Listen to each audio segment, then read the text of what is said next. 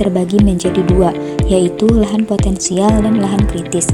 Lahan potensial yaitu lahan yang secara fisis, kimiawi, dan ekonomi cukup menguntungkan, tetapi belum dimanfaatkan secara optimal, yang berarti lahan itu cukup memiliki potensi untuk digunakan, namun manusianya belum bisa optimal dalam pemanfaatannya.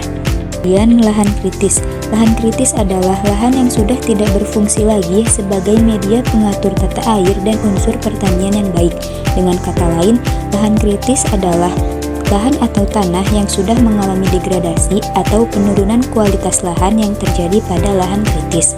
Ada beberapa penyebab terjadinya lahan kritis atau degradasi lahan. Yang pertama itu karena adanya erosi, yang kedua terjadinya tanah longsor, yang ketiga perusakan hutan seperti penebangan hutan, pembukaan lahan, dan lain-lain. Untuk yang selanjutnya karena pertanian sistem ladang berpindah.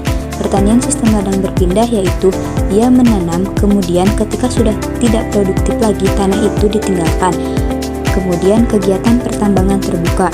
Yang selanjutnya tidak menggunakan teras sering atau sengketa, dan yang terakhir yaitu karena pencucian tanah. Untuk yang selanjutnya ada ciri-ciri dari lahan kritis, yaitu pertama, penutup vegetasinya kurang dari 25%, kemudian terjadinya gejala erosi lembar, tingkat kemiringan lereng lebih dari 15%, dan terjadi gejala erosi parit. Ketika terjadinya kerusakan tanah atau erosi lahan, maka ada upaya yang harus dilakukan, yaitu konservasi tanah. Jadi, kita tidak hanya memanfaatkannya saja, tetapi harus melakukan konservasi. Konservasi tanah yaitu usaha untuk mencegah kerusakan tanah akibat erosi dan memperbaiki tanah yang rusak akibat erosi. Konservasi tanah bisa dilakukan dengan dua cara.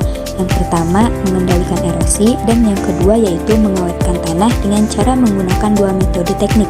Yang pertama ada metode vegetatif dan yang kedua metode mekanik.